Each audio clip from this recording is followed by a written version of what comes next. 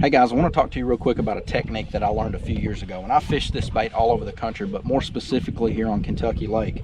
This is just a simple swing head rig with a craw on the back of it.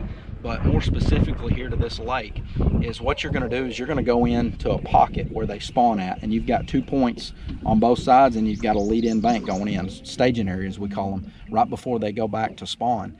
And what you're doing is you're looking for those fish that, you know, typically in the spring, when the water temperature hits 62 to 65 degrees, those fish will tend to get off that crankbait bite that you've been catching them on in the spring, and then they kind of disappear for a few days before they get back and actually into that spawning mode.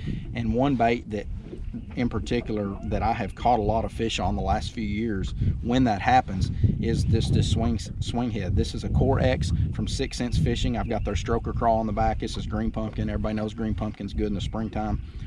Dip the tips in orange or chartreuse. These here are chartreuse.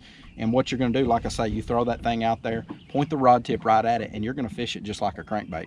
You're not going to throw it out there and just hop it along like a jig. You point the rod tip right at it, hold it down, and just slowly crawl it along. So you're fishing for those fish that are still on the bottom, that are staging, getting ready to move back.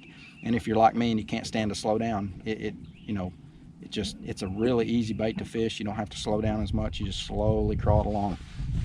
The setup that I'm using, this is a Daiwa Elite 7.4 frog rod, but it's a perfect action for what I'm doing here.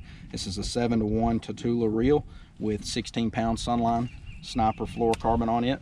And like I say, real simple rig. Core X with a Stroker Craw on the back. Pretty simple.